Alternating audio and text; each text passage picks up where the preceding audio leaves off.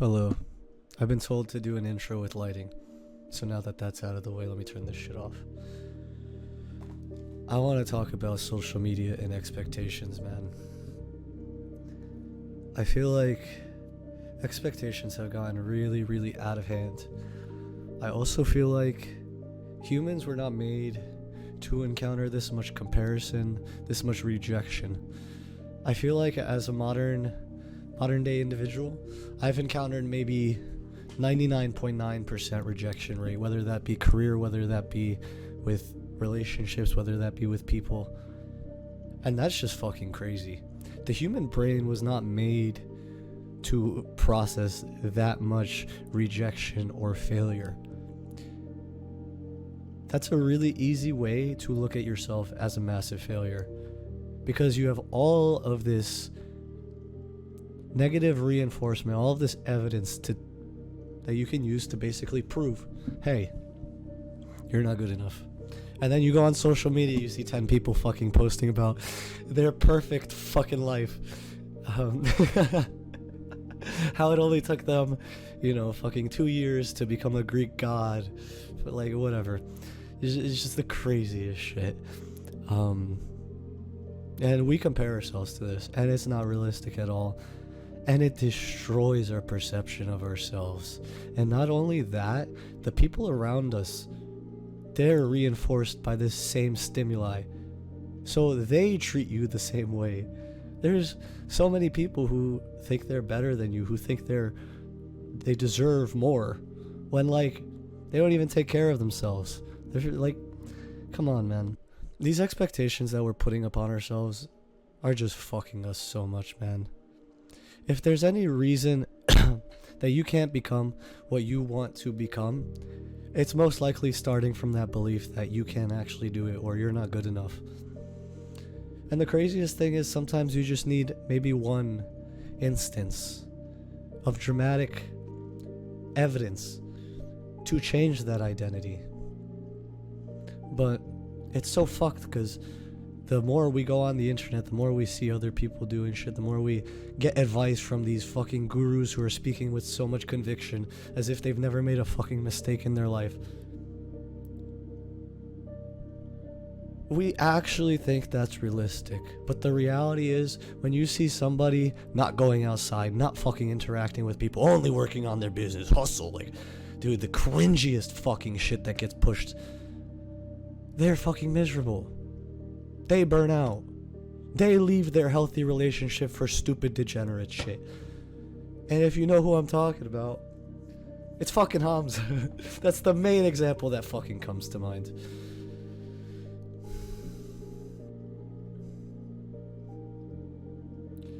Imagine none of us could look at another person's post for an entire year. And we could only use things like YouTube for the educational purpose that it's there for. I swear our entire identities would be different. I reckon depression would go down significantly. And most of all, I think people's relationships with themselves and their community will be so much better. There will likely be way more human connection. No, we don't need more money. No, we don't need more sex. No, we don't need more fucking validation. Holy shit, we don't need a fucking 9-pack, okay? We literally just need to embrace what we have. We need to embrace the people around us. Stop taking that shit for granted. No, you don't deserve the fucking cream of the fucking crop, okay? How about we just work with what we have? How about we take what's on the fucking table, what's presented to us, and stop being delusional and thinking to ourselves that like, oh, I deserve the fucking world. And then everyone's just fucking miserable because nobody's interacting, nobody's working together, nobody's actually building each other up. It's fucking hilarious because videos like this don't get pushed by YouTube. What gets pushed? Fucking retards abusing steroids and posting about it, glorifying steroids, fucking talking about how their entire life has changed because they started taking steroids. You know what's changed? The amount of eyeballs that are on those people now. That's not better. Your life isn't better because there's more people watching your fucking videos. Your life is better because there's more people that you're helping.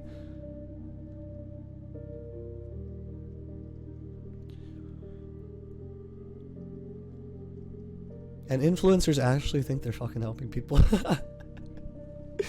Motherfuckers like Alex Eubanks, dude. Holy shit. You can do everything devilish and still parade yourself as a fucking prophet, as if you're helping younger people with their body image. You're taking steroids because you don't get views anymore, and your body image fucking sucks.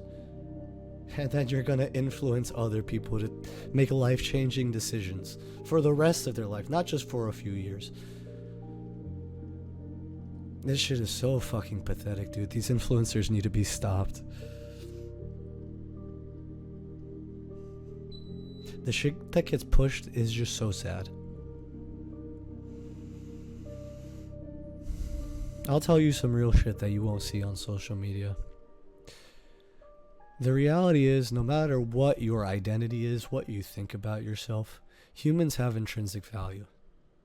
Your intrinsic value is not determined by how many views you get, by how many dates you can go on, how many matches you can go on, how many relationships you've been, how many people you've had sex with, how much validation you get, how big your fucking biceps are.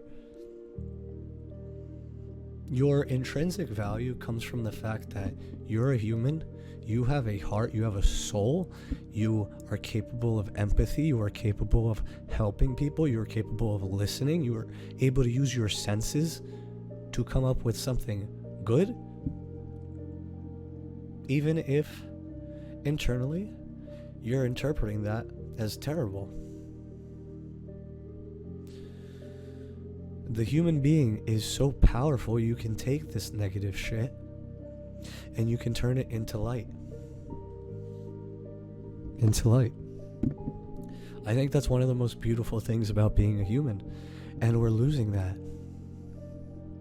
Humans are so depraved of social connection. Man, I'm gonna be honest, I think the last time I hung out with somebody besides my brother was like someone I went on a date with maybe fucking a month and a half ago.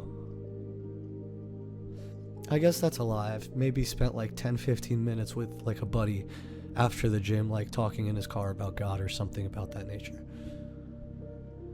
But like, it's crazy. I've been so isolated, and I'm just feeding myself so much negative shit because that's what's being put in front of my eyes, and I'm such a dickhead little monkey that I click on this stuff because my attention's pulled to it, because it's clickbait, because these algorithms know that like this is the shit people want, because it plays into our feelings, it plays into our insecurities.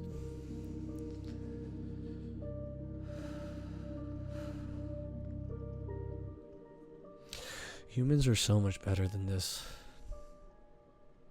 and everyone will like stand by it that they're doing everything the best they can, they're doing everything in their power. We are so alone. Do you know how powerful it is? How powerful two people, two minds versus one is? Now, imagine robbing yourself of 100 of those minds. Let's say you're in a bad mood. Let's say your day is going really shitty. And you're like me, you're just constantly in your head. Being introduced to that energy from someone who's confident in themselves and secure and like is able to spread a positive message, man. I live for that. I fucking wish I had that sometimes. Like today, I kind of wish I had that. So what can I do? I can sit here and think about fucking hurting myself, or think about negative shit, or I could make something positive out of this.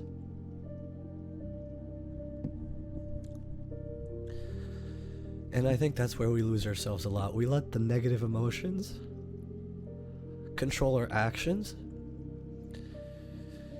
and then we stay in the same place. But even if you can't Do something as crazy as get into a relationship today, get a six-pack today, get a job today. What you can do is you could put some of that energy out into the world in some sort of positive way.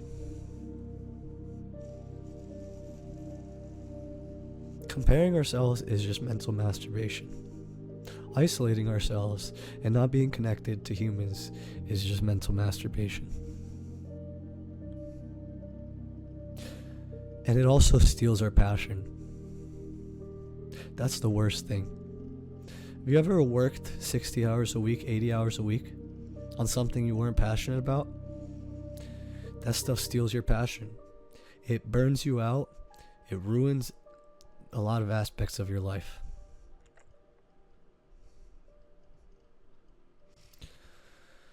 And I feel like comparing ourselves does that to you. It burns you out. It makes you so fucking overwhelmed that you're just done. Comparison is the thief of joy. I absolutely love that quote. Yet I find myself doing it every single fucking day. Okay, look. I think where I'll wrap this up around, and something that's really helped me understand this is, and I don't know, I don't care if you're not religious, whatever, just hear me out. There's this thing called God, and we are sinners. We as humans are drawn to our nature, which by nature, we are sinners. We can be evil if we choose to. What is the first instinct that pops into your mind when you're resentful? It is negativity, it is hatred, and it is toxicity. You can sin at any point. It is a choice. It's a choice to try and do better. And you're not going to be able to make that choice every single time. And that's when you ask God for forgiveness. Because it's inevitable that you're going to fuck up. You're going to give into your negative self-talk. All this negative bullshit that's been festering in your mind for years.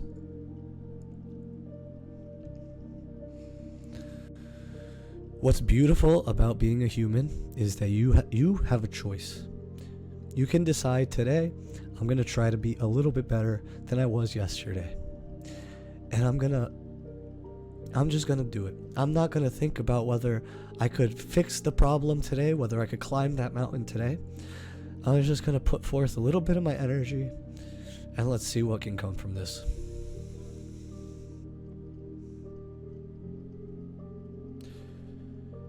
That's what believing is. Understanding that you're going to fuck up, praying for forgiveness, and trying once again to do your best. None of that comes from the ego. None of that comes from expectations. All of that initial instinct comes from the ego.